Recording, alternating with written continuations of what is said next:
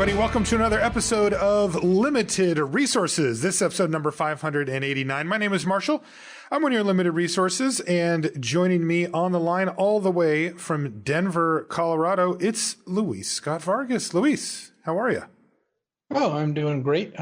Getting ready for the Strixhaven Set Championship this weekend. Also, this is episode 599, isn't it? I don't know. I haven't looked at the episodes recently. I think it's 599, not 589. Yeah, Jeff just gave me the thumbs up. It is 599. So what did you submit? Are you, you got to be feeling it. You're like right near the top of the standings. And this is one of the last chances you have to get some points here, right? Yeah. So I'm currently second, 2 points ahead of third. And the way it works is at the end of the next league weekend, the top two rivals get to go straight to MPL, which doesn't matter anymore because they're canceling it next year. It's like a little bit more money, but mostly it's that those rivals get to play at Worlds. And that remains a very big deal to me because if you win, you get to make a card, or at least you get to have your likeness on a card. And that would be really cool. You know, that's like one of the best things you could ever accomplish playing Pro Magic. So the Strixhaven Set Championship, I can get up to 4 points from that, which will help going into the last league weekend. Submitted a Sultai Ultimatum in Standard. It's just medium, whatever. But I'm playing Jeskai taking turns in Historic, and I'm like super hyped for it. I think the deck is awesome. I think it's really good. Dude, that deck is so sweet. I've been playing the crap. I try to play a bunch of the constructed decks, kind of the top, say, 3 or 4, and get some reps in with them so that when I'm in the booth, I can have an idea how they work. And I'm just stuck on that one because it's so sweet. I just don't want to play any of the other decks because that I just want to hit people with Velomachus and take a bunch of turns. And of course, the hidden card in there is Mizzix's Mastery, which is a card we may actually mention today on the show just because it was such a high performer in the set, but turns out it's really good in there too. We've got a great show lined up today. We're going to be talking about 17Lands data. Before we get into that, though, got to mention our sponsor, channelfireball.com. That's a place to go really for anything you need, Magic related. You know, if you're trying to pick up some cards to complete some decks, or maybe you want to get some sealed product, if you're able to get together with some friends in the near future, hopefully, you can head over to Channel Fireball. You can also get supplies. You can, again, get singles to round out any deck you need. And while you're over there, you can watch or read content, right? There's a bunch of great content over there on the free side, and then also on CFB Pro. You can kind of tailor it to how you want it. You know, if you're trying to win tournaments, if you're looking to really level up your game, you're going to want to get that CFB Pro. But if you just, you want to watch some videos, be entertained, and have some fun with it, no problem. You can do that too. You'll still find stuff on the free side over at channelfireball.com. Please do check them out. If you do end up getting anything over there, if you use the affiliate code LR, it helps out the show, and we do appreciate it. You can also support the show directly via the Patreon. That's patreon.com/limited resources. All the information is right there on that site. And it's just the way to give back to the content creators and, people that make stuff that kind of makes your day better. Maybe helps you improve at Magic. Maybe you've won some extra booster packs and you want to give back. That's the way to do it. Patreon.com/limited resources. And, we want to say thank you to each and every one of you on the Patreon. We genuinely appreciate it. So let's get into, well, first things first, let's bring on our special guest, because returning to the show after a much lauded initial episode is Sierkovitz from 17Lands. Sierkovitz, welcome back. It's great to have you. Great to be here. Yeah. So we had you come on before. Everybody loved it. And I said, we just got to do this over and over. So this is going to be the Strixhaven edition of having you on the show to talk data. We're going to go over a bunch of stuff with the data that you guys have gotten from 17Lands, and maybe what we can learn and how to interpret it going forward. How's everything been going over for 17Lands since the last time we talked? Too good, I would say. The sizes have become so big that they're problematic to actually analyze it because my computer keeps freezing when I'm trying to do something bigger. So just to give you the scale, last time I was here, we made 250,000 games. And this time I was analyzing a data set for just the first 3 weeks of the format, maybe 4 weeks, and it was more than 400,000. So I think right now we're approaching something like 700,000 games, which is 100,000 drafts, which is, well, big enough to really start digging into the itsy bitsy details of the game. How big of a difference is that from your perspective? I kind of tend to think of these sample size things as hitting a certain critical number, at which case we can view the sample size as relevant. Does the bigger the number, does that change much, or how does that work? It reduces the variance, which is important. So basically, now that you have win rate percentages based on 100,000s of games, you will have a very small margin size. So for Kaltheim, for example, we had a good case of looking at what variances was different picture variants of the Snowlands that sometimes had like 3-4% percentage points difference between them, which was, of course, nothing to do with the quality of the land, as it was the same card. But so you mean because the cards on Arena, if they have different artwork, are actually a different object or track differently? Oh, interesting. And you could see percent differences between the two, even though you knew that they're functionally the same. That's interesting. Exactly. We had I think maximum was 3 percentage points difference between two different types of snow-covered mountains, which probably was just a pure chance of them hitting the exact opposites of the distribution where the actual win rate was. So the more games you will have, the smaller that number will be. So I would take a punt that if we would have the same thing in Strixhaven, we would maybe have like 1-2 percentage points differences between them maximum, which means that you can trust the percentage point win rate values much more strongly than before. Oh, that is great. And that's really great to hear those numbers growing. And with respect to that, why don't you, I know that, you've been on before, so a lot of our listeners will be familiar with 17Lands, but if they're not, or if they're like, okay, fine, I'm going to sign up, what do they need to do to sign up, and what happens when they do? So first of all, they will need to go to 17lands.com, and there is plenty of tutorials how to install the software for different types of machines, and then basically follow the instructions. If you have any problems, you can join the Discord, and we have the sort of voluntary technical support to help people figure out if they have some problems with it. Then you install the software that runs in the background of your arena. Disturb anything. It uses very little computing power. It just basically converts the logs that Arena will generate normally into the data that is virtually accessible for you at any time. So the only thing is that you need to run it at some stage, either during your playing, or you need to switch it on after you played before you turn on the Arena next time, because if you switch Arena back on after it's being off, the logs get cleared, so all your data will be lost. That's the only problem. Okay. And and basically it tracks all your drafts, all your games, so you can look how the game was played and what mistakes you made, or maybe what decisions point you might do something different. And ask someone, show them the link to the game replay, and ask for their opinion if you want to. And it's a lot of very neat data. And on top of that, we have the metadata, so the data from all the users, which means the win rates of particular cards based on every player that uses it. We have how late or early do particular cards get picked by other users of Arena. And the important part of that is that this is for all the users, because we can actually, from when you see the card in the draft, we can sort of figure out how late you see the card based on all the users, not only the 17Lands users. The difference being mainly that the 17Lands users tend to be better. And I'm happy to say that even though we have grown quite immensely, the win rate of an average 17Land user remained at around 54-55%, which is nice. Great. I mean, it means that we still drag into our software the more invested players that really want to win and invest time and effort to learn how to play the game. So the data is good in a way that it shows you what decent players do. Yeah, that's great.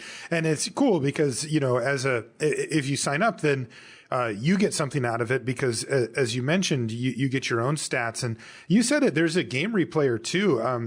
It's funny how the kind of culture changes around this. I have people send me these now. It's just like a link and you can click through and watch each game action and kind of say, what should I have done in this spot? Should I have attacked here? And you can just recreate those board states on a web interface. So you can just send it to a phone or to an email or whatever and go back over the games. So that's really nice just to kind of always have that. And then as you mentioned, you're also helping a bigger picture thing. You're contributing to something bigger where, you and the folks over at 17Lands can take the data and go through it. And with that in mind, let's just start talking here because there's a bunch of stuff that I wanted to talk about, both broad stroke stuff about 17Lands and how to interpret the data, but also Strixhaven specific things that I found interesting. The first thing I wanted to mention, though, is something that I think we're probably going to want to talk about often, which is, my current view is that we're on the precipice of kind of the next level of limited strategy. Right. And so, for Luis and I, we have to think about how do we want to handle this? Right. Because, you can go back in time and look at things like bread, right? Bombs, removal, evasion, etc. Right. That was kind of where limited strategy was. LR came in and what we tried to do was take the lessons that we learned from poker. So critical thinking as well as what is it called when your brain doesn't work right? Like mine isn't right now. Cognitive biases, right? Yeah. Yeah. And identifying those and teaching you how to work around them or cope with them better, because that's where a lot of win rate ends up going away. Then there's, of course, the technical play stuff, particularly we have Luis for that, to really get into the weeds. The next stage, though, does seem to be data, big data, 17Lands gathering, all of this stuff. And of course, we want LR to be at the forefront of that as much as we can, because this seems to be the way that things are going. And there's so much more that we can learn from this, but it comes with a huge caveat. And that is, it is very difficult to interpret big data sets. It's statistics are hard, and they have this really interesting thing where you would think if I have more information, that can only be good, but that's not actually true. You can misinterpret this data. And in fact, Luis and I have seen instances of this, on social media and that kind of stuff. You see it quite a bit where it can actually make you make a decision that's worse than the one that you would have made if you just sort of took it at face value. So the first thing I wanted to talk about with you, Sierkovitz, is how do we navigate this stuff? Because it feels like it's at its infancy still. It definitely is. And you're absolutely right. Like, first thing that we need to think about is how do we get data? We don't get the data from thin air. We get the data from people that play the format early and mature with the format. So basically, the data is not something that can drive the innovation. It can show the innovation of someone that figured out how particular things work. And it's also, if you have hundreds of thousands of games, within those games, you might have embedded small pockets of extremely high quality that will get lost if you have hundreds of thousands of games, because, you only have that many LSVs. Oh, am I blowing his balloon again? That's not a good, is it? You have only few players that will really generate this innovation, and to find it, it's like looking at the needle in a haystack. So you need to approach the data in a way that allows you to not only look at the average of the whole community, but also try to focus on those exceptional players that have, like 65% win rates, and look what they are doing. And this is going to be maybe in some cases more informative about what is there to reach the ceiling. However, if you're starting from a beginner level, maybe looking at the average of the community is a good thing, because then you won't get into those complicated decks that only work when you are immaculate in terms of gameplay. So, there's lots of traps in there. Mm-hmm.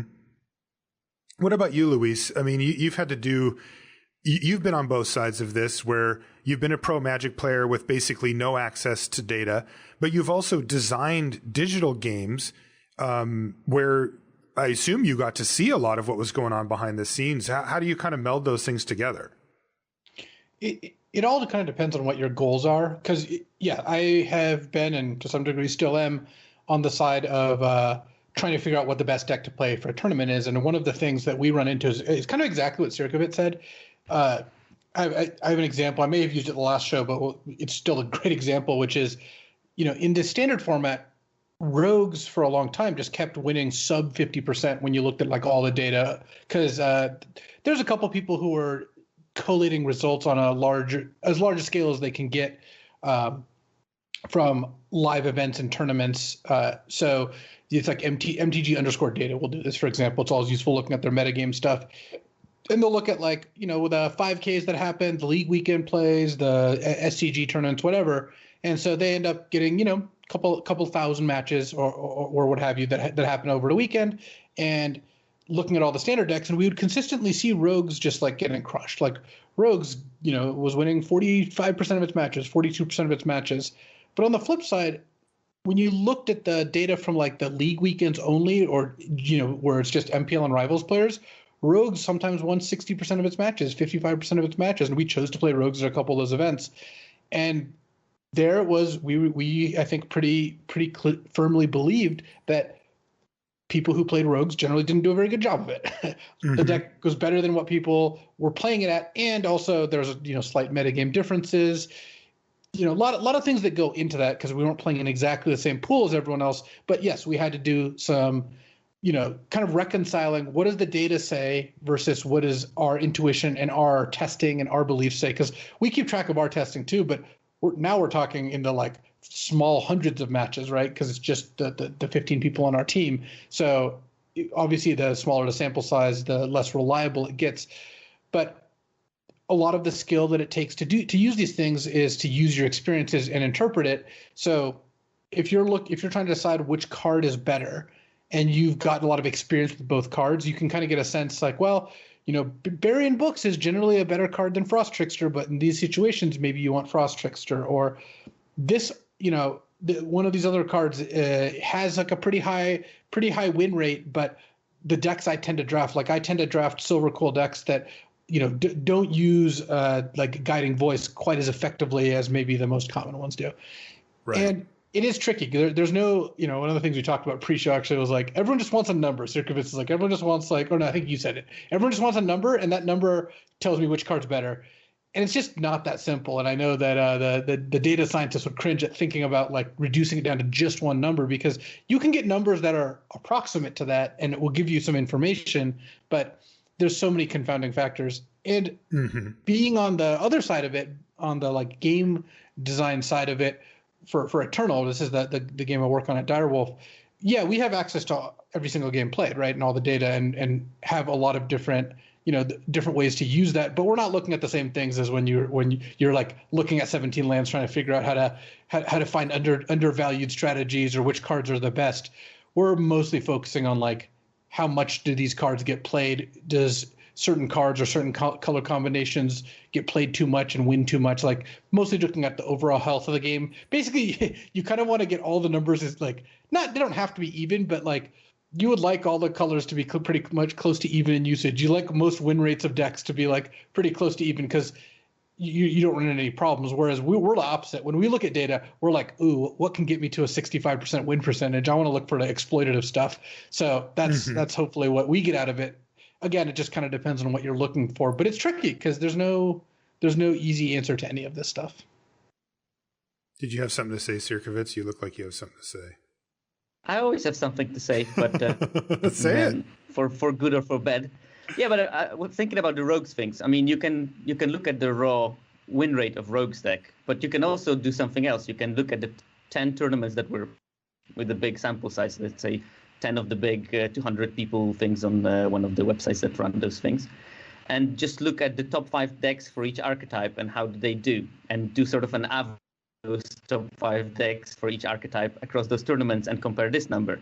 And there, I'm pretty sure that if Rogues is a good deck in the right hands, you will see that it actually is very strong compared to the others, because the people that play Rogues exceptionally are going to do much better, and there's going to be a higher variance between people that do very well versus the large group that doesn't do very well, because it's a very, very hard deck to navigate. Right. And, that's a really good idea. I hadn't thought about using it that way. And part of it is we're not data scientists. So like that, understanding how to do something like that or spending the time to do something like that's a little bit of a reach, but that's not something that's out of reach to do by any means. And that's a good way to balance out kind of the effect we're talking about here. Yeah, exactly. We tried the same kind of things to do with win rates of cards by basically comparing how does the win rate of a given card change in the hands of the most competent player versus the rest. And you see that some cards are doing better. We talked about it briefly last time, but it's an idea that we're always chasing because, data has different levels of usefulness, different levels of players. And LR is aiming to reach the broad church. So every basically limited player should be listening to it because there's always something for them. And I think that for the average level limited player, the raw numbers are a good pointer. Just like you need some small things to understand when you look at them. And I'm hoping that we're getting to that area right now. Yeah, absolutely. First of all, there are different win rates numbers. And we chatted about it briefly pre-show. There is the win rate of the card when it's in your deck. There is the win rate when the card is drawn. There is a win rate when the card is drawn in the opening hand. And these tell you slightly different stories. First of all, the win rate when you have a card in your deck, 60% of the games you don't draw it if you have one copy. So that number is quite largely influenced by the general quality of the archetypes. If you have a Silver Quill card, it will have a slightly higher win rate because Silver Quill is the highest win rate archetype in the format, if I remember correctly. So you have to keep in mind, I look at the card in the deck. I probably want to compare it with other Silver Quill cards if I want to look at its power in this particular archetype, because that's a good way of looking at it, because other Silver Quill cards will have the same problem. Lots of the number of the games drawn, games in the deck win rate will be influenced by other cards in Silver Quill. However, if something has a much higher win rate than all the other Silver Quill cards, it means that this card is probably really strong in Silver Quill decks. So you can look at that in this way. Now, then you have the card drawn. And of course, some cards are going to be quite strong when they're drawn. But of course, it doesn't tell you when you've drawn it. So there is going to be differences between several decks. Like Silver Quill will try to be quite aggressive. So you will draw fewer cards during each game. And it's also like black and white is not really a card draw color combination. Right. While if you play something like Quandrix, you probably want the game to last longer, so you will draw more cards. So the drawn win percentage will encompass much more games because you will draw the card not 40% of the time, but 50% of the time, say. And that makes a small difference. And then there's, of course, the opening hand win rate. And there you probably should start looking at something like, you will have some cards that have a very high opening hand win rate. Because if you draw it in your opening hand, they're great. However, if you draw them late, they're rubbish. I'm thinking things like Battlefield Raptor from Kalheim. Was it the name of the bird? It's really good in your opening hand because you have one drop and you can start attacking with it very quickly. You can put some equipment on it and you can deal your 7-8 damage for one drop, which is great. However, if you draw it like turn 7, it's not particularly spectacular because it's just a 1/2 flyer, which hopefully, if you play against it, you hopefully have means to deal with it at that stage of the game when you play a controlling deck. So you have to look at it. And one thing, to think about it, if a card has a high opening hand win rate, you probably want to have multiple copies if your deck relies on explosive starts, because that means that you will almost always have this card in your opening hand. And yeah, again, like Battlefield Raptors were best when you had 5 of them. Or Grotak Backcatchers were the best when you have 4 of them, because you always had them as a 2-drop, and then you can play, turn 3 wizard that gives mana and some other type to add, and you attack with a 4 to trample. And then, you can win the game before the drawing it late becomes a problem, because you will never draw anything late because they're dead.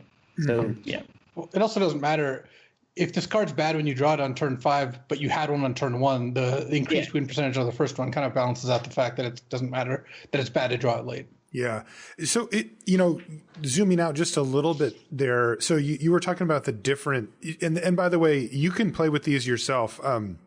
You can go on to 17Lands anytime, and this data is publicly available on there. If you go to the top, you can go to analytics and then card ratings, and you can play around with this stuff, where you can show the data that you want to. You can even see it all at once and compare it if you'd like. But, I think that if I had to look at one of these things as the number, my inclination would be the games in hand win rate, the GIHWR, because that encompasses both the opening hand plus when you've drawn it.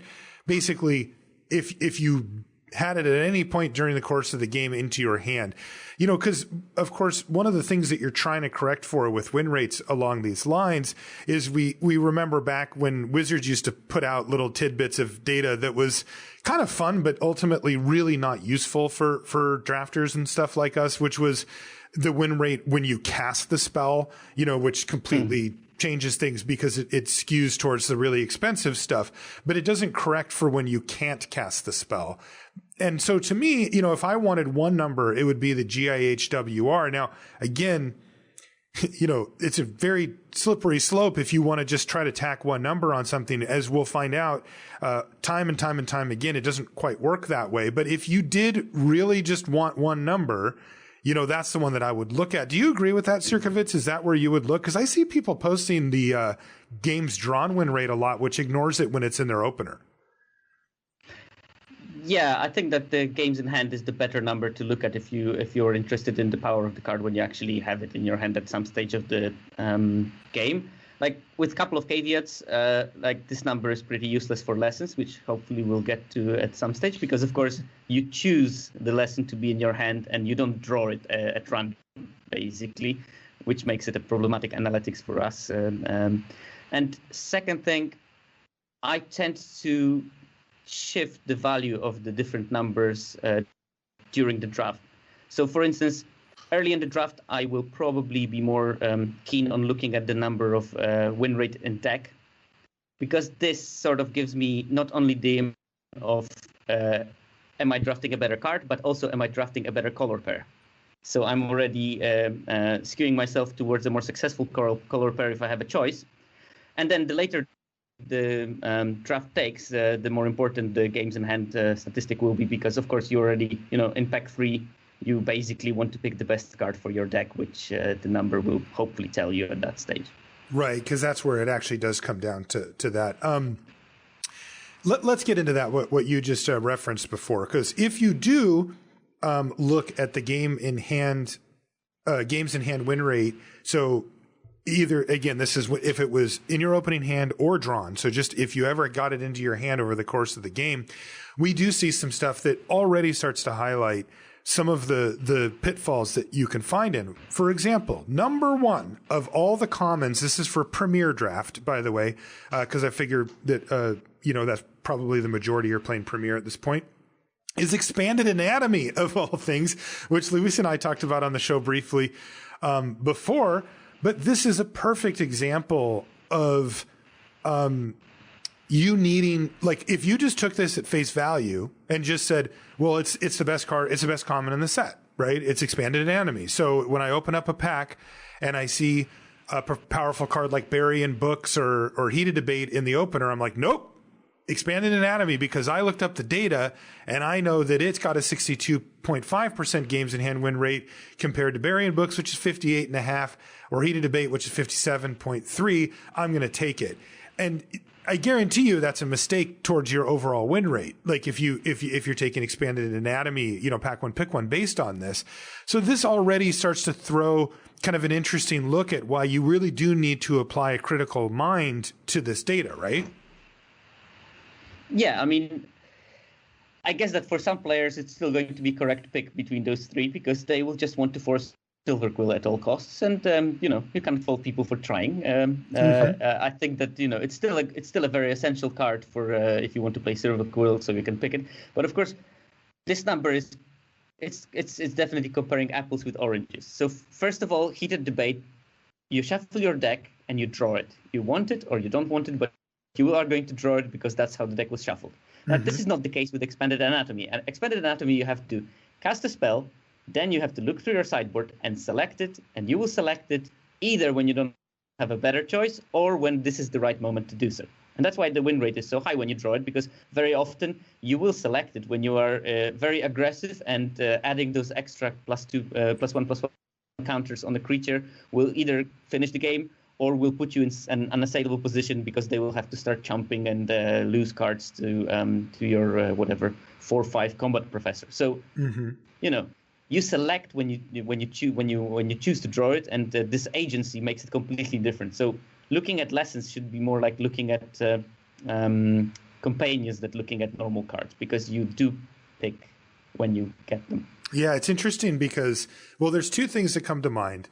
One of them is that if we had like a truly obscenely huge sample, we could find the percentage of people who actually just put expanded anatomy into their main deck and compare it. And I guarantee you it would not be 62.5%. Now that will also skew for players who aren't as good, because, you know, that's not something that you should really be doing ever. But that would be kind of interesting. And then the other thing that stands out though is, to expand on what we're talking about here. So if you go down, like, say, the top 5 commons, it is expanded anatomy, inkling summoning, so another lesson, fractal summoning, another lesson, elemental summoning, another lesson. And then somehow number 5, this is interesting in a different way. I really just wanted to point out that 4 of the top 5 are lessons. So that's kind of interesting. But number 5 is Professor of Zoomancy, of all things, coming in at a ripping 58.5 win rate. And this is not a card that, you know, that is contextual particularly, right? This isn't the type of card that it's like, well, it's this key piece for this highly synergistic deck. It's just kind of a card. But boy, Luis, what do you make of that when you see Professor of Zoomancy that high? I mean, it's gone up a bit for me, but I would have never had it this high. Yeah, I'm surprised. It might. I feel like now I'm underrating the card probably, because I do think it's fine, but I never put a big priority on picking them up, and it looks like having a Professor of Zoomancy really helps you. My guess is get on the board well, interacts well against opposing removal, good against aggro, and 2 threats against control. Has some synergies. So I guess all those add up in just the right ways. And honestly, this is part of where I see the big strength of 17Lands, because it doesn't take data for me to realize, wow, expanded anatomy is much better than I thought. Like, I don't need to see numbers for me to feel like, oh wow, this card's actually really doing it, because and trying to figure out, like, yeah, Burying Books is really good. Like, that's another card that, like, regardless of what the data says or not, I would have thought that card was good. By the way, it's the next card on the list too. Yeah, so I think that card's excellent. Yeah. But when you look at a Professor of Zoomancy, I would never even now have pegged it for being one of the best commons. But I also think that, as much as, like, you have to make sure to, like, you use the data correctly or as best you can, and figure out what you can get out of it, this does mean something to me. And now I'm reevaluating why I think Professor of Zoomancy isn't as good as it is. And I'm trying to figure out, like, what the difference is there. And that's something I don't think I really would have ever done, because you can detect the difference between, like, good and bad cards. You can find out cards you underrated when they perform well above your expectations. I think the prof is probably just like a decent percentage better than it looked, but not so much that you think, like, wow, this card's really doing it. What do you think about it, Sierkovitz? Were you surprised to see the Professor that high up? I'm a wither boomer. I do like the college, and actually Professor always played a very important role for me. It's basically, especially when you're on a draw and you're getting overrun with something, this is a guarantee that not all of your creatures will die to removal the turn after you played it, and you will be at least having a chump blocker, which sometimes is a difference between dying and living to the next turn. Then you can play a Pledge Mage and stabilize from there. But, I mean, I'm surprised that it's that high. I'm surprised that it's that high, but I'm not surprised that it's a good card. And you have to think about this 58% number that you see on it, is that easily 56, depending on the variance of the number. So the difference between Professor and Bury and Combat Professor and Hunt for Specimens and all those cards is not that big. I think that one important thing to maybe think about is that Silver Quill is being the best college, but lots of pieces for Silver Quill are either uncommon which means that they won't be shown as common. And lots of the commons are very replaceable. So, I mean, is that a big difference if you have the 2/2 lifelinker or the eager first year? That's not a big difference.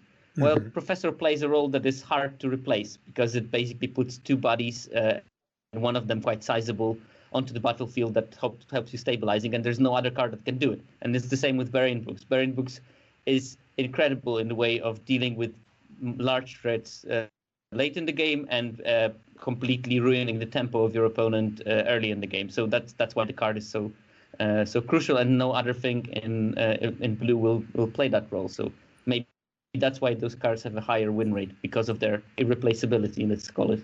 Yeah, I would actually guess that the Professor's win rate is a little lower. Like, I would say this is the high end of the variance for it. It also has a smaller sample than some of the cards around it. The games in hand here is 85,000. But if you look at Burying Books, which is the next one down, they're actually tied. They're both 58.5. It has about double. It has almost 150,000. And then the card above it, which is Elemental Summoning, is at 130,000. It's also 1% higher. So I wouldn't be surprised if we ran this out, say to 5 million or whatever, that the Professor dipped down a little bit more into the like field trip, Elemental Masterpiece, that kind of range, which is still higher than I would have had it. The other interesting thing that stood out when I was looking at these and this is something that, our first impression show, right, even before that, Luis and I were on this, but, this is a place where you can use the data to kind of back up what you might already think, which is that in this set, 6 of the top 10 commons here are either learn cards or lesson cards. Right. And the only ones that aren't are Professor of Zoomancy, as we mentioned, then Burying Books, then Combat Professor, and then Lash of Malice. So, this does, we got the feeling pretty early that this would be dominated by this lesson learned thing just because of the value that you could get out of it. And it does seem to be played out here. And then also kind of interesting, numbers 10, 11, 12, and 13 are actually all removal spells, starting with that Lash. Then it goes Heated Debate, Mage Duel, and Rise of Extus.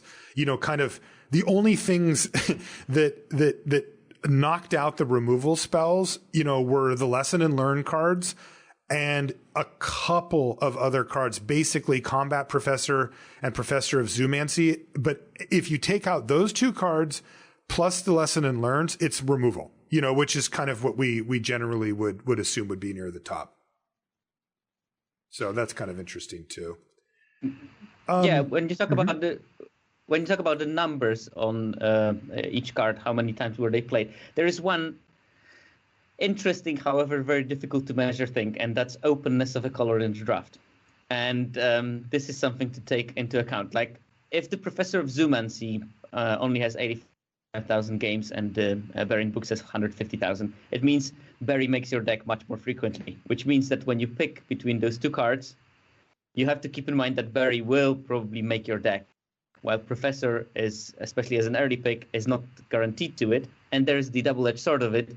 If you get late Professors and you will put them in your deck, it means that your color pair is very likely at least half opened or completely wide open, which means you will end up in a better deck just because the pod allows you to draft, be the only Witherbloom drafter, for instance. And, even though the college is not as other ones, you will get there because you don't have to compete with anyone and you get exactly what you need. So that might be a small difference to take into account. That's interesting.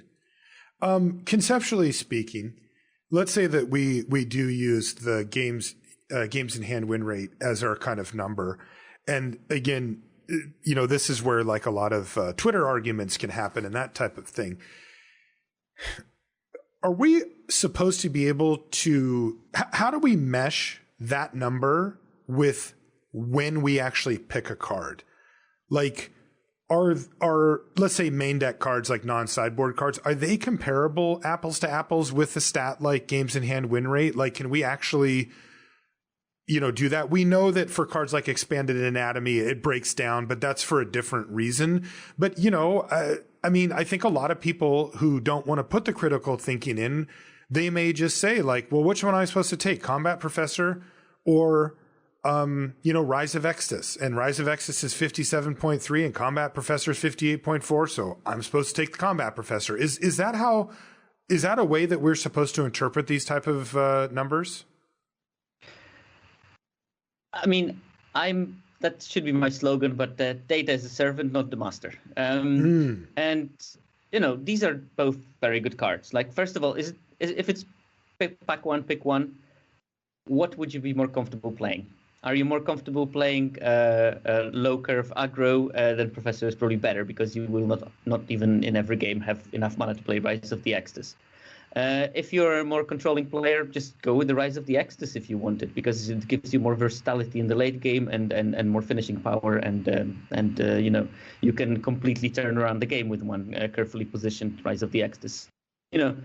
Look at the data, and if the difference is not like massive, just use your personal preferences of gameplay. And if you don't take your personal preferences, then you're using the data wrong, because you're letting the data decide for you what to do rather than you having a plan. And I always think that, data is helpful, but you should always have your own plan. And, again, maybe a small return to the numbers. Like, not everyone in the world, I know it's shocking, is still using 17Lands. So basically, if I look at I know, shocking. Yeah. But basically, if I'm looking at the Professor of Zoomancy makes fewer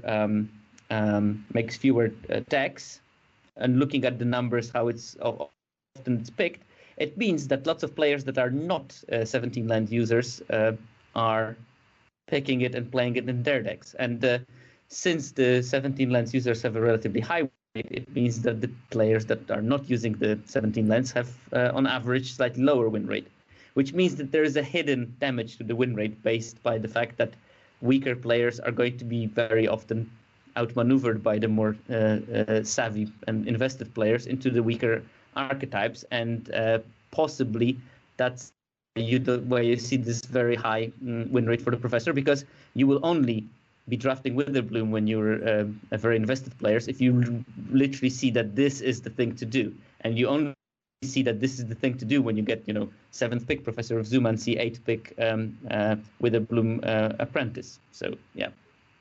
Okay, yeah, that makes sense, because that tracks with my experiences too. Mm-hmm. I guess I don't drop Witherbloom that often, but I guess when I do, then it's because it's open, and then the Professor will overperform in that spot. Interesting. Yeah, because I remember seeing the discussion about the 2/1 versus the 2/2 lifelink from, I think it was 2 sets ago, I guess. And how the 2/2 lifelink for 1 and a white, was a few percentage, like 3 or 4 or something percentage points higher than the 2/1 that when you attacked, you could pay 2 in a red and make a 2/1. And that just didn't really track with intuition, right? One of them just seemed to have such a higher upside versus relatively negligible 1 point of toughness less, and then the lifelink factor on a 2/2 on the ground. Lifelink's good, but it gets blanked pretty quickly or gets traded pretty quickly on a 2/2 that stays on the ground. But I saw a lot of people who were arguing the point, saying, well, but you don't pick these at the same point in the draft, that you can get one later than the other. And they were trying to mesh kind of did that bear itself out in the number that you actually, the win rate number that you see here. But that confused me, because I don't know how to correlate those things, right? Like, are they even related at all? Well, obviously there is a difference between those things. So obviously a card that you have to pick as in your first 3 picks, every pick comes at a price. You pick a card, but you don't pick X other cards that were in the pack. Uh-huh. So if you have to pick a 2/1 at pick 3, and you have to, for example, skip a good removal spell to pick that 2/1 card, and if not, then you won't see it because people are quite high on it and pick it quite early. That card comes at a much higher cost for your draft than picking something pick 7, when you probably have role-playing kind of cards in left, and maybe even nothing for your deck. So obviously, the earlier you're forced to pick a card, and again, my example was the pacifism from Zendikar Rising that I never picked, because to pick it, you needed to pick it in the first 4, and I was never keen to pick it in my first 4 picks. While other cards I could pick it, if it was available at pick 7, 8, I probably would have picked it much more frequently, but it never just happened. So Right? I think in 60 drafts, I picked 4 of them in total, while playing white probably half of the time. So you have to think about the drawbacks. Yeah. When you rate a card differently than most people, you do end up in those spots where you never get to play with the card. yeah, that happens all the time. Yeah, so it's just confusing to me because I wonder how we compare cards that are not like that's a perfect example, the one that we use and that you just described there, Sierkovitz, where it's like, well, you're just not going to see that card. Does that actually bear itself out in the numbers, or does that not matter because this is only tracking it if the card's in your deck at all anyway? So the problem with those cards, if the general population values a particular card much higher than 17Lands users, then you will have a much smaller sample size of that card. And that can lead to inflation because you will only see those times when 17Lands users were presented with a completely open archetype and they just drafted whatever they wanted. And that means the decks are stronger. And I've been literally struggling for the last 2 weeks how to measure the openness of the color, and it's very difficult because without seeing everyone at the pod, it's pretty hard to figure out was the color open or was it not. So obviously won't happen for Strixhaven, but probably for the next set I'm also going to try to maybe dive deeper into draft data itself and look at when particular cards were picked much later than the average would dictate. Did it increase the win rate, and can we measure basically the benefit of color being open? I see. And this also, by the way, highlights the need for the bigger sample sizes, right? Because those are, when cards that normally go early go late, that doesn't happen that often. And you need to see that happen a bunch of times to get anything out of it. Another question I had, just more in general for people that are playing around with the numbers on here, and I think I know the answer, but I'm just going to ask you straightforwardly here. Why do almost all the cards have a over 50% win rate? If I sort the commons, for example, by the games in hand win rate, all but the bottom maybe 11 or 12 are above 50%. Well, it's just 17Lands users have around 55% win rate, and that will skew it. So it's basically a normal distribution, but the middle will not be at 50%. It will be a bit above it, and because it's these 5 percentage points is a lot actually when you think about it. So it will mean that very few cards will have this lower win rate. Also because, if we're talking about better players, they know when to put a card in the deck most of the time. So they will not put cards that are literally harming you a lot if they are not forced to do it. And probably you will see some bigger variance in the beginning of the format, but as the format solidifies, people catch up with the trends, and they... That's a really good point. You can see it from variant books, yeah. I have only played Solve the Equation once, and it was in a deck where I thought it was good. So I'm not. Did you have approach? Did you have approach?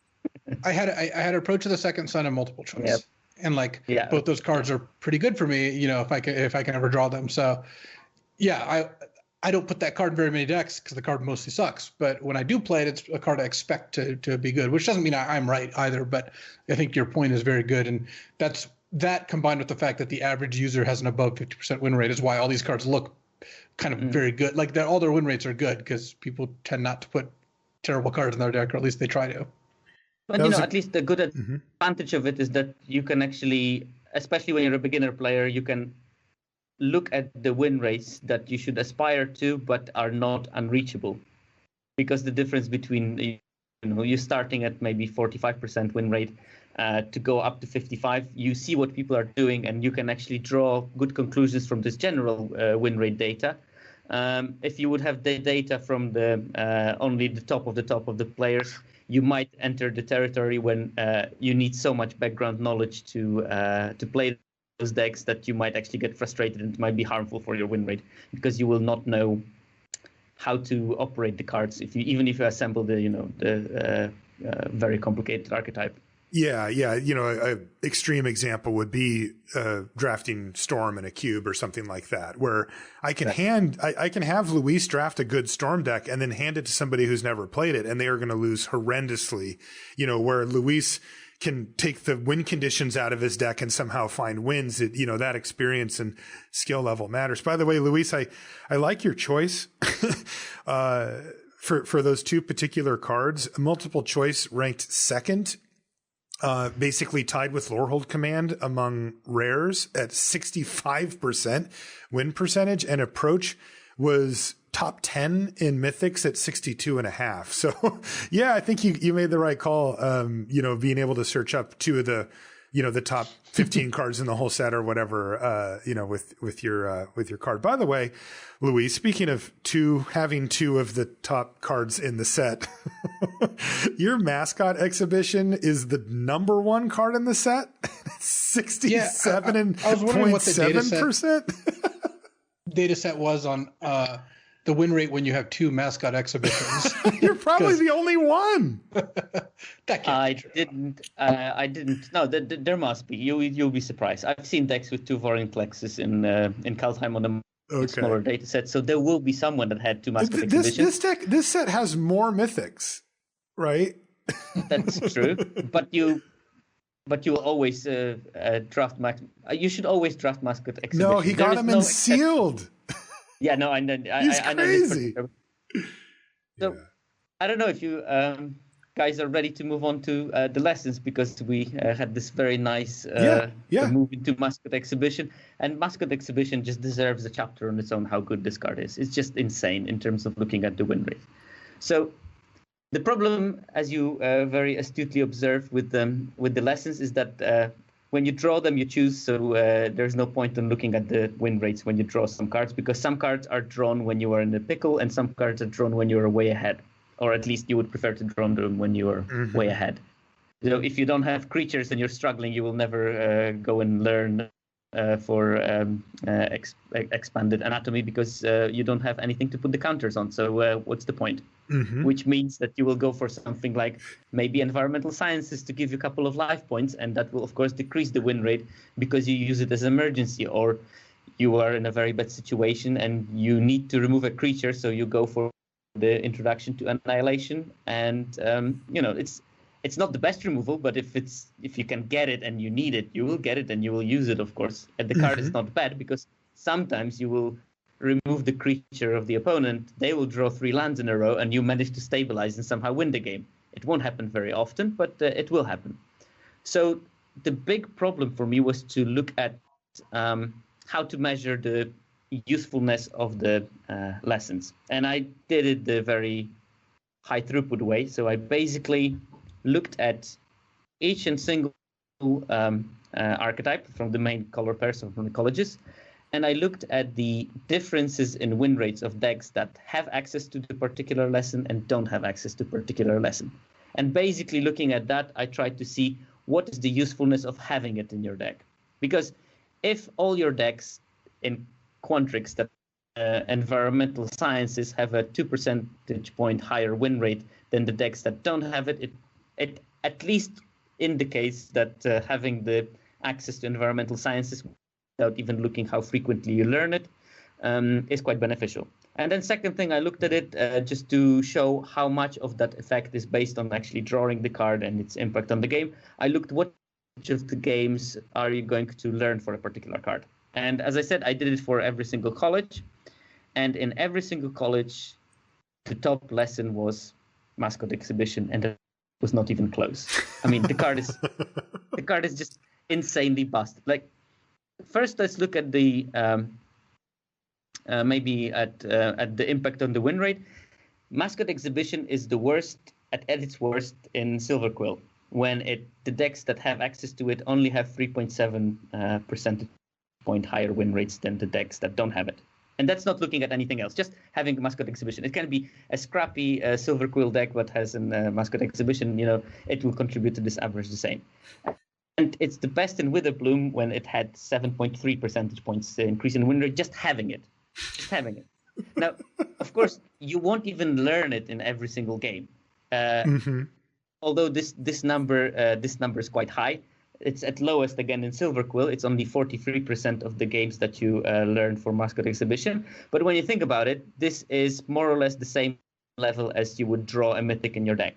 So even in the worst archetype that it is, you still draw it at the same rate as you would draw it if you put it in your deck. Mm-hmm. Now, in Quandrix, when it's at its best, you will draw it in 2/3 of your games, compared to the average Mythic if you put one copy of it.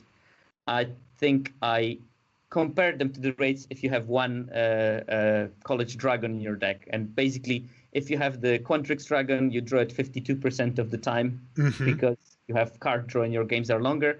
If you have Mascot Exhibition, you draw it 67.6% of the time. So it's like having a Mythic that you can basically have when you want it. Because it's incredible. Those 33% of the games is maybe not all of them are because you couldn't draw it. It's sometimes you just didn't want to draw it because you won the game anyway. What's the need of drawing it if you're winning anyway? Right. You keep it for the reserve if something changes dramatically.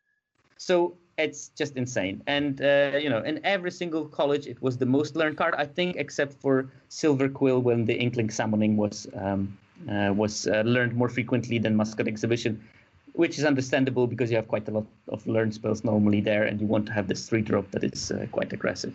And you will not always get to 7 mana. Luis, do you think that we need to have Mascot Exhibition on the all-timer list here? Top 10 best Mythics ever? Start creeping up there on our boys Pack Rat and Jete and stuff? I think that's a pretty reasonable thing to do. Like, I never actually ran the numbers or more accurately asked someone who was smarter than me to run the numbers. But when I had 2 field trips and a cultivate, a Quandrix cultivator, and then like 6 other learn cards, I wonder what my odds of casting a turn 6 Mascot Exhibition were, because I feel like I did that basically every single game. Yeah, when your ramp spell finds it, that is it's really tough to beat. In the same event, I played against Mascot Exhibition, and they found it with 9 mana on board using the first day of school. So, I've never seen that. That's pretty rough. Yeah, that's pretty good. It was painful. Yeah, I mean, luckily it was on the board still, and I managed to grind that game out somehow. But whoa, look at you! It was a close. I see. He just comes on with the setup here. I see. But you know what? Yeah, beat it easily. But wow, I was impressed for a minute there. I can send you the replay link. It is funny. I mean, this is. I was just going to say, it's funny because you mentioned you can send me the replay link, and we talked about this at the beginning for 17Lands. And while we're doing the show, my best friend going all the way back to middle school, Jay, he's recently started drafting again. He's been drafting on his iPad and stuff for Strixhaven. And while we're doing the show, he sends me a little story about the game he played, and then right after that, a 17Lands link. And he found that himself. Like and he's not a Magic player. Like he used to play back in the day, and he likes to dabble, but like he doesn't own any cards. He doesn't, he hasn't played in a tournament or anything like that. And even he's just still sending me the game replays on 17Lands. So something's working there, Sierkovitz. Something's going on with you guys. It's connected. No, can I clarify? I definitely think that it's worth investing. I was just going to say, does that mean that you're checking your messages while we're doing the show? Well, I mean, I have them up on my screen. Like, I didn't look at the game. I'm just saying some co-hosts bring their A game in complete focus to the show. Yeah, so. I agree. Some do. like I've done CR with BK before, So. Yeah. I would never do it, but by the way, my wife just sent me a shopping list to go to do some shopping on the way back. So yeah. Oh boy, we're all getting messages of some sort here. One of the interesting things about the Mythic Rare slot just that sort of stood out was Mascot Exhibition with that just absurd win rate being so high stood out. But then I was actually kind of surprised that the next one down was actually Magma Opus, which, look, when you cast Magma Opus, it's easy to understand, how you could win the game from having it. But, it's not a lesson, and it is 8 mana. Now, this format does support the casting of spells like this. There's some formats where you really just couldn't put it in your deck. This is the opposite of that.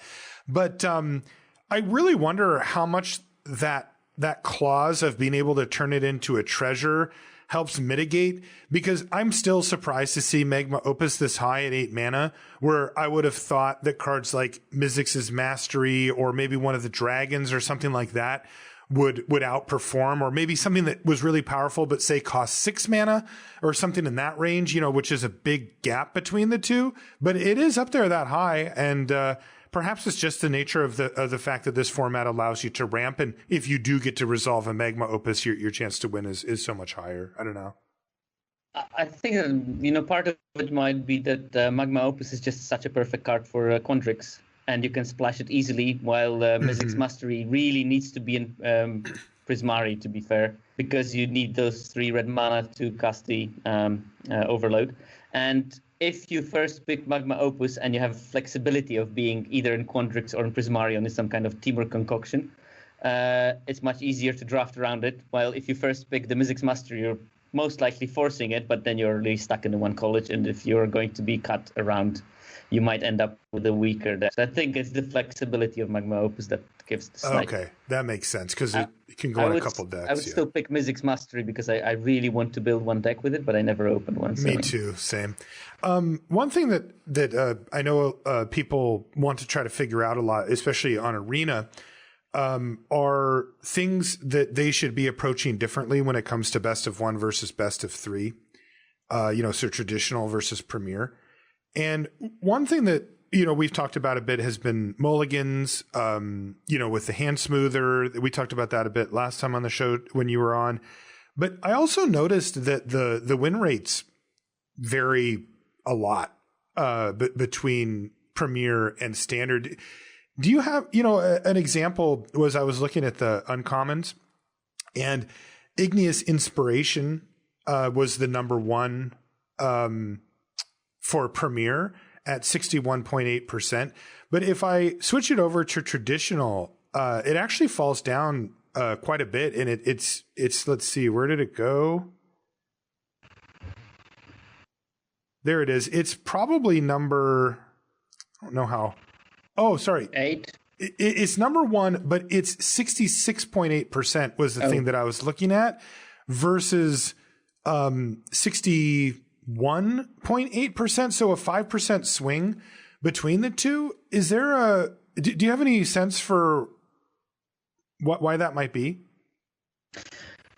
So it's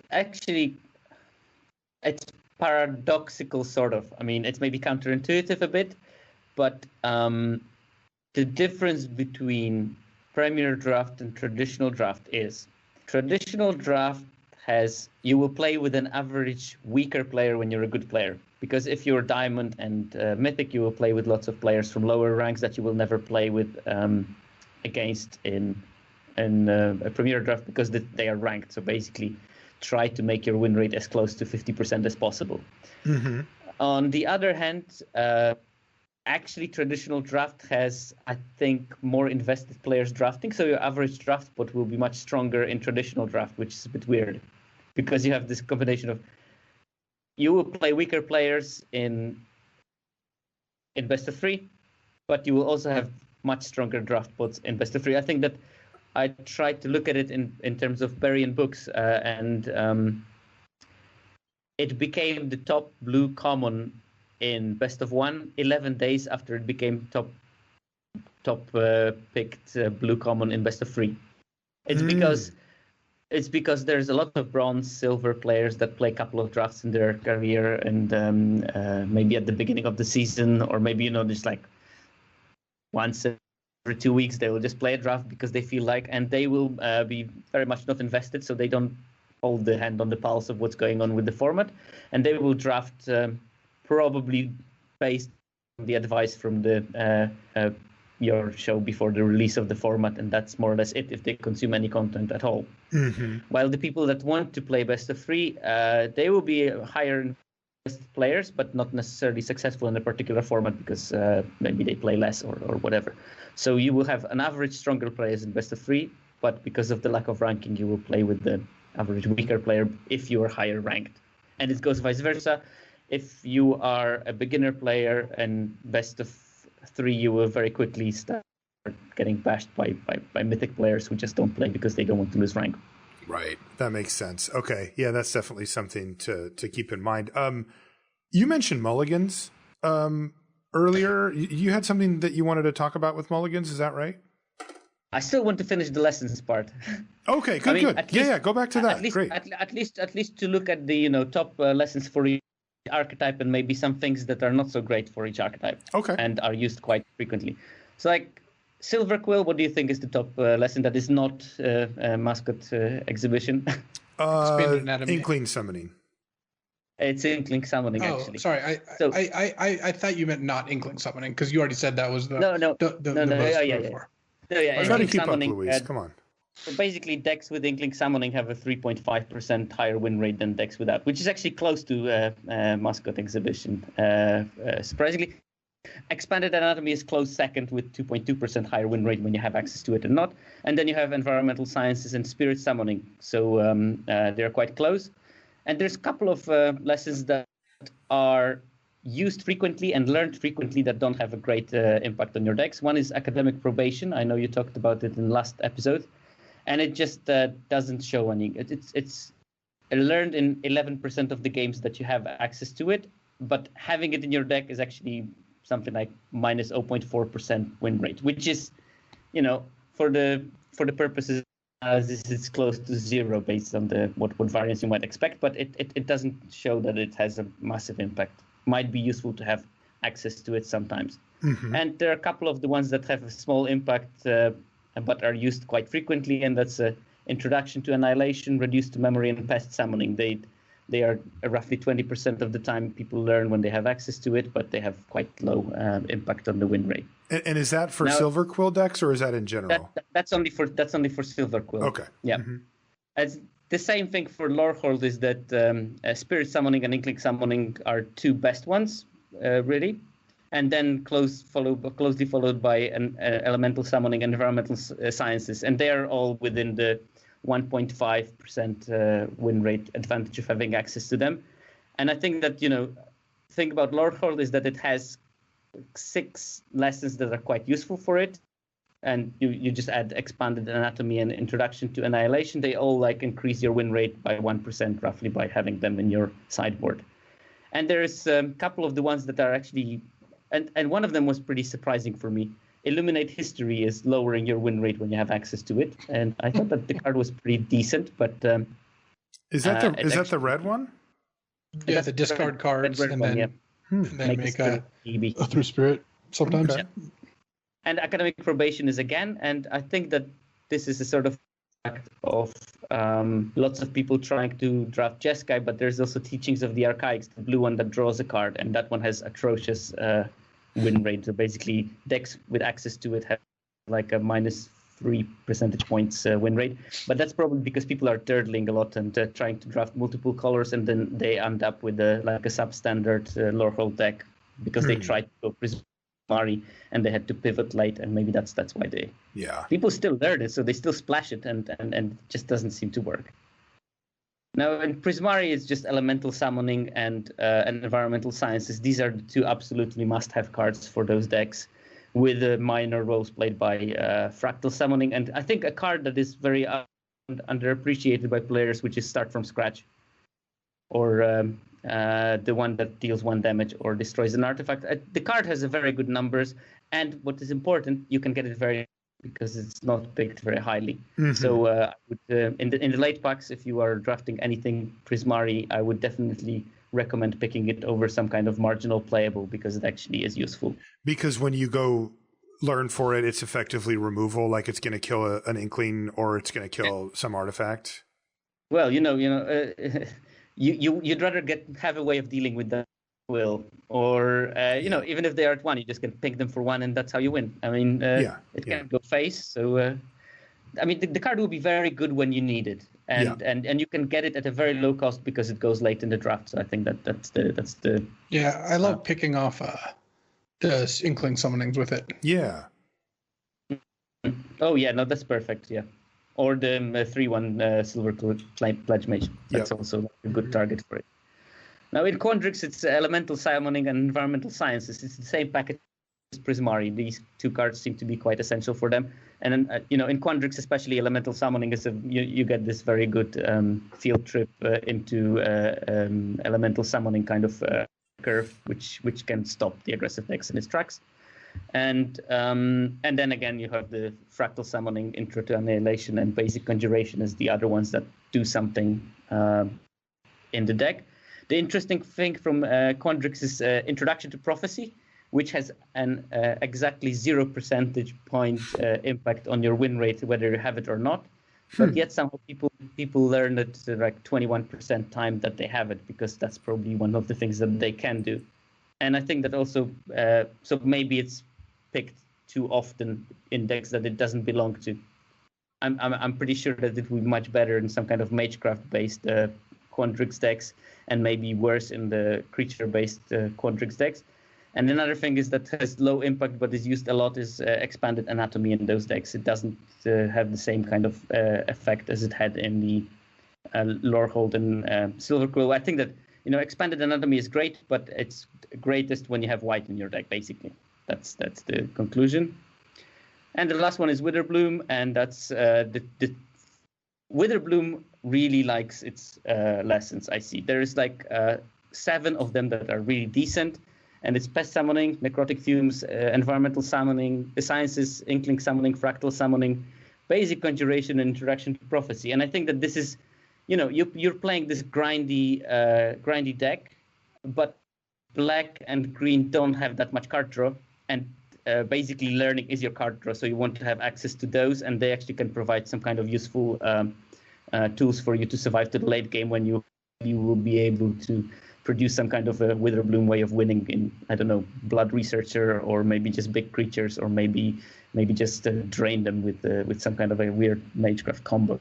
So yeah, but I think that Witherbloom, I think that it should be stressed that Witherbloom really likes its lessons, and most of them are really good in it. I think that only like Containment Breach and Intro to Annihilation are not having amazing numbers, but at least Containment Breach can be usually picked quite late. And it will be really, really good in some games when again, you're going to be facing some kind of an artifact that is a must kill. Right. So yeah, that was the lessons. Hurrah.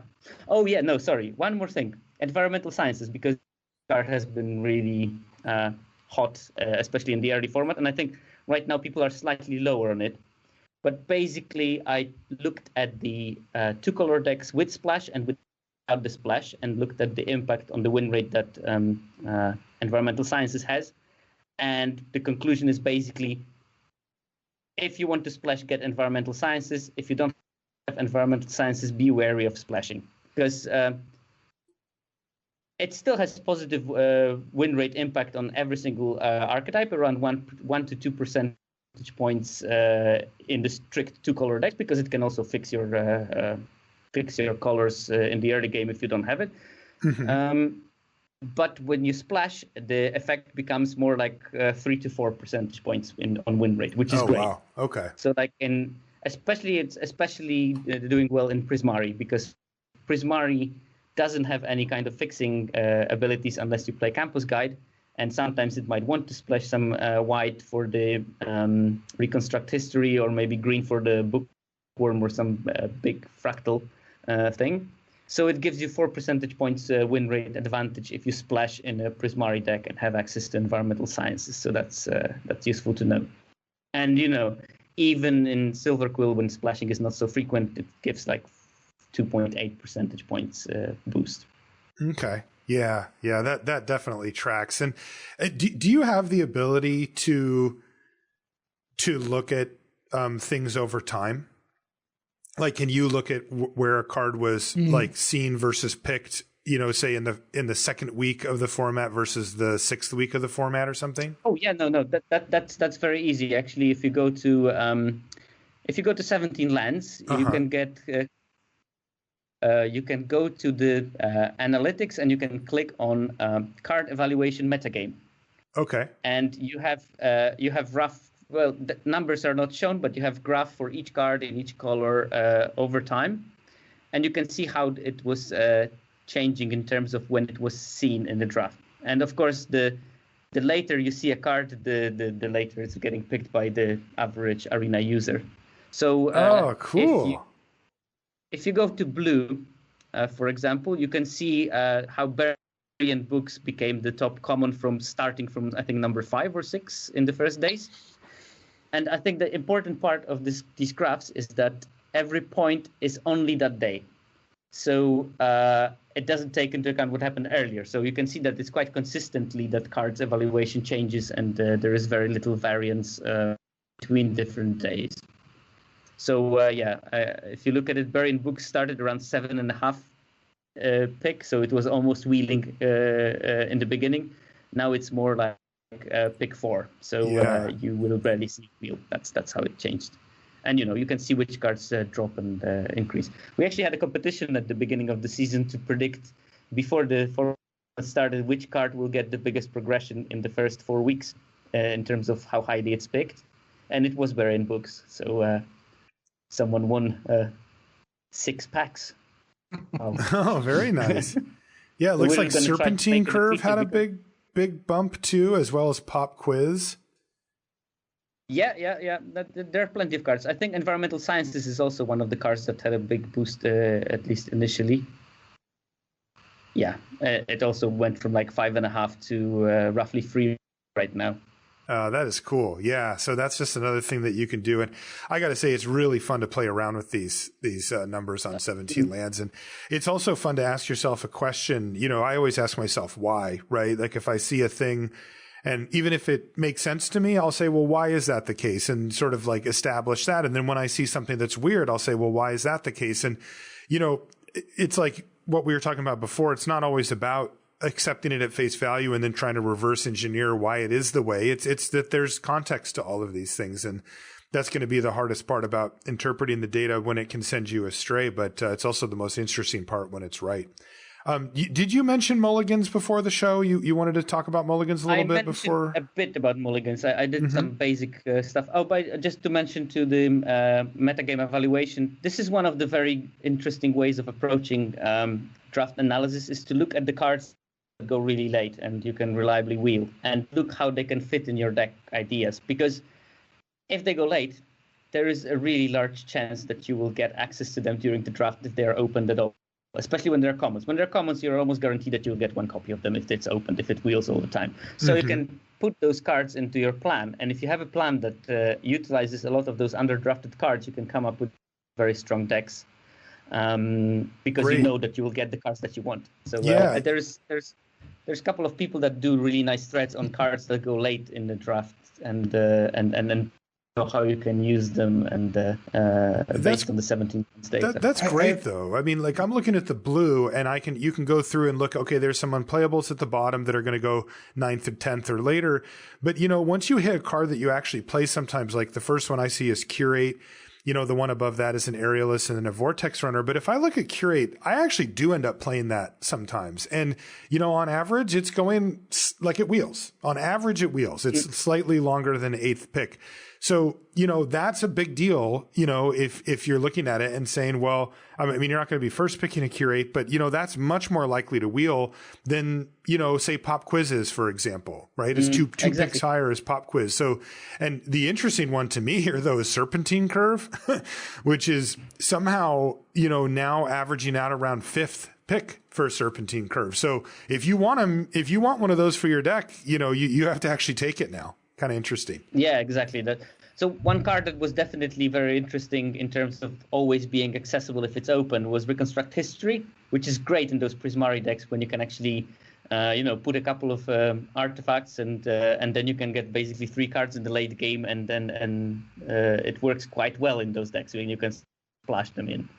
And that card almost always wheel. Or like Divine Gambit, which is way better in this format than it used to be in Kaldheim. And it also like almost always wheels, and you have access to it if you want to, if you need some kind of removal. Because even if you play it, I mean, fingers crossed they don't have a bookworm. Most of the time they won't even be able to put anything except for a land in after turn 6. So it's not as bad as it used to be in Kaldheim, when you obviously got something massive and you got your Honey Mammoth equivalent on the board when you played it every time, so you didn't want to play it. Yeah, that's one Luis has been on for a while. Yeah. So mulligans, first of all, I think that mulligan is very much vilified. I think that people think too much of a mulligan as a bad thing.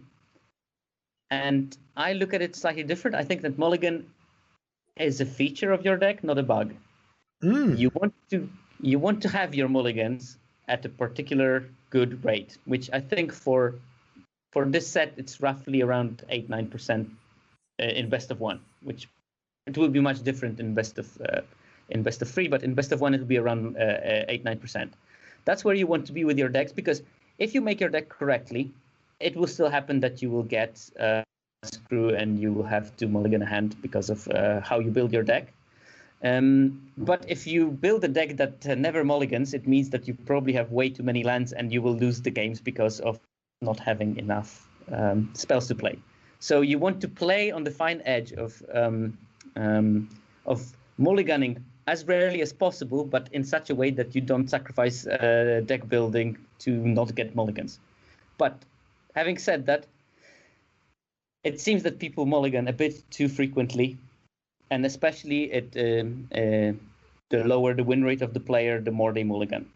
And it's not that they have a lower win rate just because of the mulligans, but on top of other things that cause them having a lower win rate, mulligan is one of the contributing factors. It probably is responsible for something like 20% of the difference in the win rate between them and the best players, because they mulligan too high.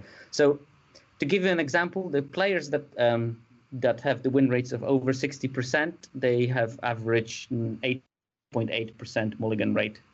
The players that have under 40% win rate have 13.3% mulligan rate. What was the number?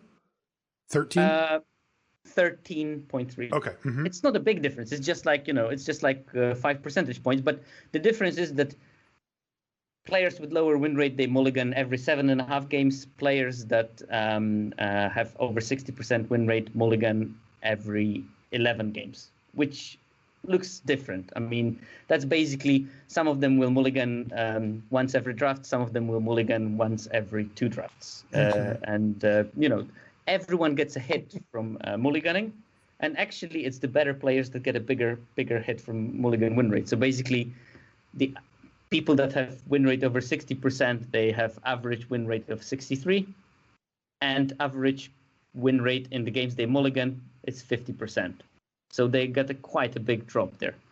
So they lose like 13 percentage points of their win rate by mulliganing.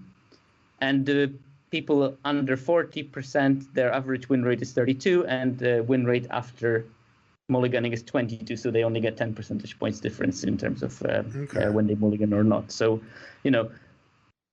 good players probably mulligan only when it's absolutely necessary, and they build the decks in a way that will minimize the number of mulligans. But you should never, play too safe and have decks that never mulligan, because that means that probably you're going to lose your win percentage somewhere else by putting 19 lands in your aggro and then getting flooded on occasions. Yeah, the thing that stands out, right, is, so one way to look at it would be that players with a lower win percentage mulligan more. But another way to look at it would be players who have a lower win percentage build worse decks and have to mulligan more. Yeah, is that possible? That's definitely. I think it is definitely the case. So we didn't do this analysis for Strixhaven, unfortunately, but for Kaldheim, Robert, the founder of 17Lands, did sort of like a simulator, when you simulated the draws and then basically estimated what percentage of the cards you can play in particular turn based on your deck build, how many lands you have, what is the mana curve, and from there I could definitely see that I touched on that topic in the episode, but you could basically see that some people built decks that were capable of playing 65% of the cards in their opening hand on average, and some people played decks that could only play 60, which means that you have 5% more chance of getting a useless card in your opening hand, which means that there's a higher chance you're going to have to mulligan it. And it was amazing. I did some of the curves of how it changes over the course of the game, and some of those decks were, you start pretty low, but after turn 5 you can play everything if you survive to that point, and that's okay. But some of those decks, you could play fewer cards, and over the time it didn't improve very much because they eat greedy splashes that were frequently stranded in a hand, or they had too much top-heavy decks without enough lands, and that definitely will contribute to you not mulliganing and losing the games even if you didn't mulligan. Right. So I think that, the idea is to make some sort of simulator like that in the future where you could actually input your deck and it will analyze for you and sort of tell you where you might draw your attention to in his deck. Like if your splash is too greedy, or if you have too few lands, or maybe too many compared to the, benchmark performances of good decks. Right. Yeah, that would be, that would be a tough tool to make because you'd have to do it for every format on some level, but boy, that would be sweet, to be able to get to that level. Because, that's kind of what we, one of the things that we try to address on the show, right, is having playable decks. The tool is not particularly difficult. It will require some customization. It's just that depends on how rough people are accepting to use it with. So, if you want a perfect one, we would basically have to build a working simulator of Magic the Gathering, which is a bit lot. Right. Because you have to be able to simulate how you're going to fix your mana and things like that. That becomes tricky with the cards that search for basic lands, for instance, because it would have to assume which basic you're going to look for, and that's too much. But if you want to have a much more rough idea in terms of how your mana curve is aligning with your number of lands, that probably should be easier. Yeah.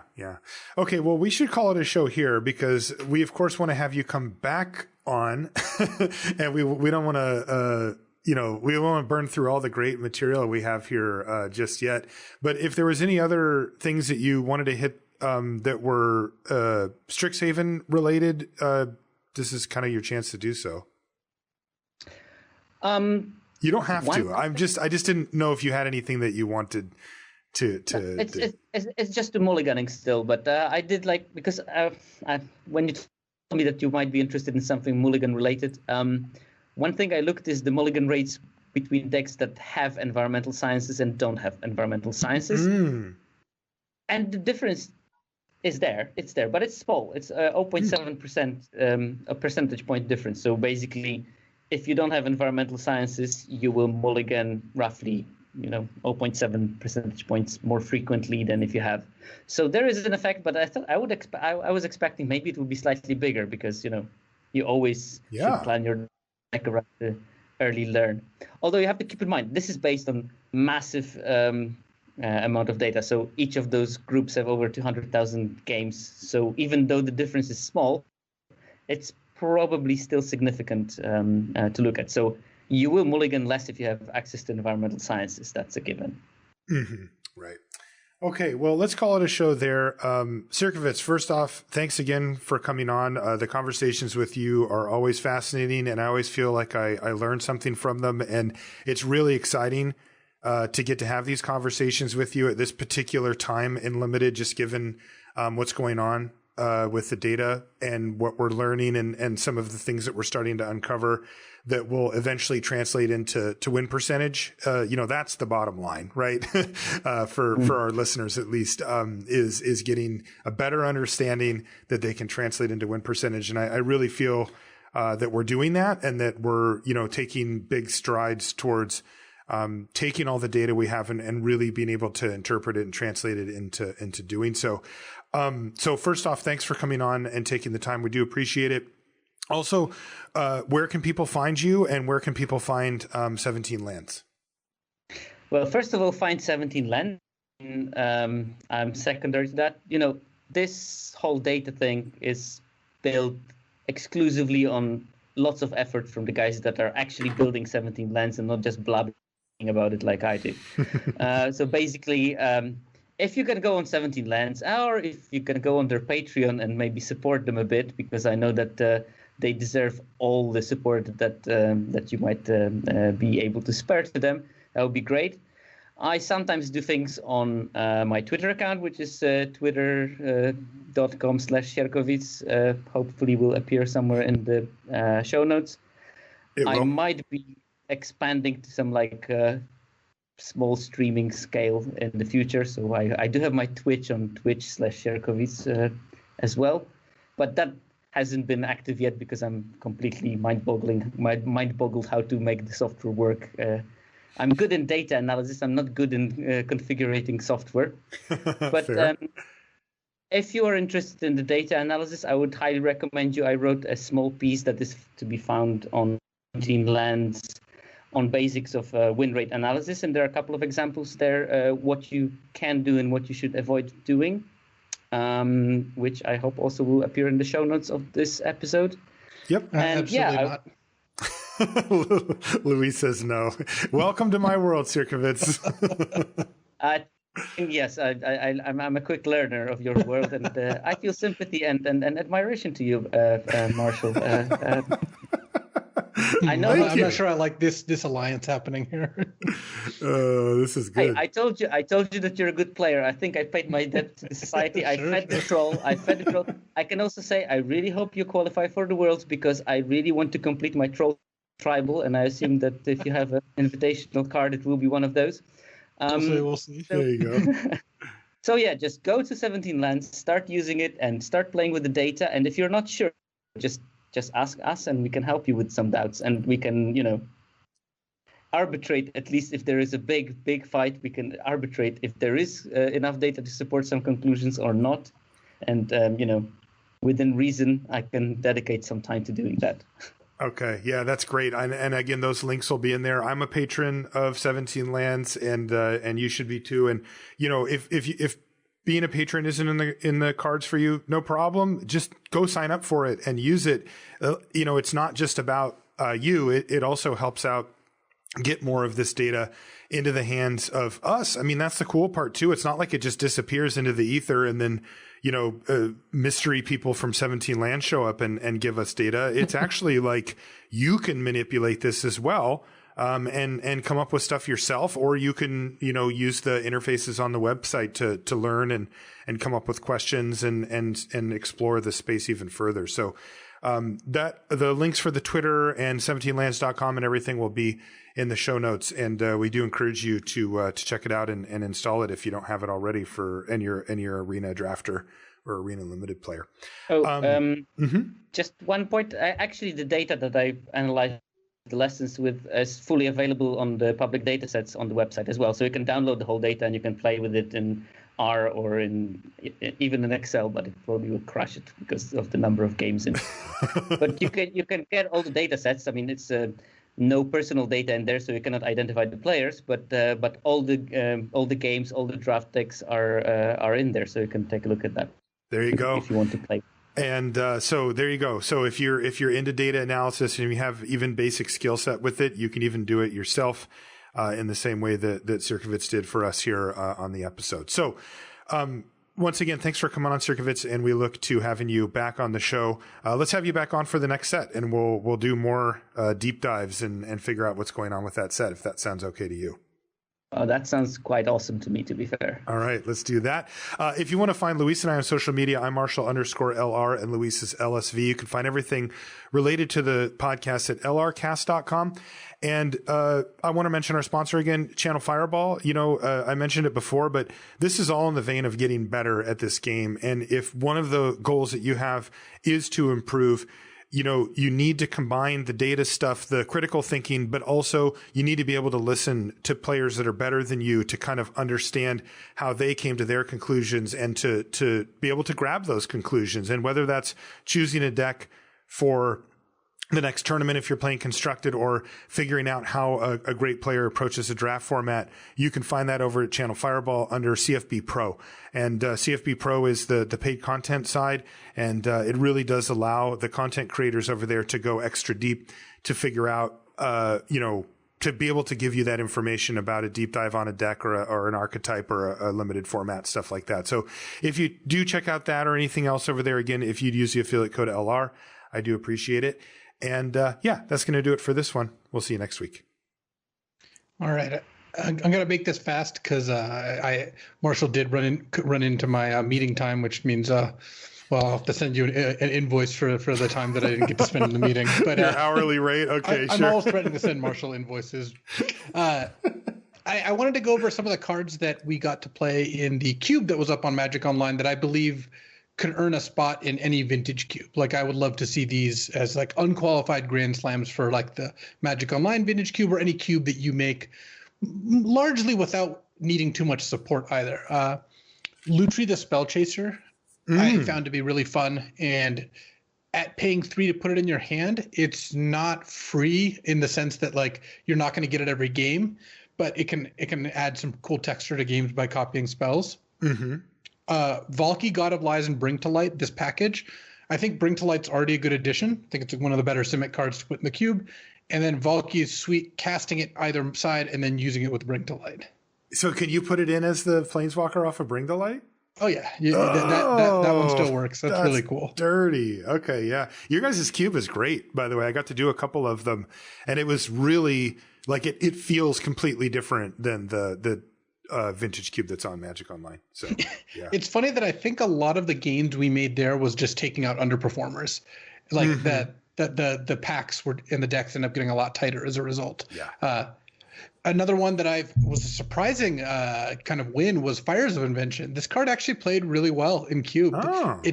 You can't put it in every deck, but in a deck that has a lot of good sorcery speed threats, this card can actually do some really good work. And I've had a lot of fun playing like Fires, play a thing to kill your thing. Next turn, play 2 big spells. Then sometimes you do things like Yorion blink the fires or Teferi bounce the fires, or a lot of stuff you can do with Fires.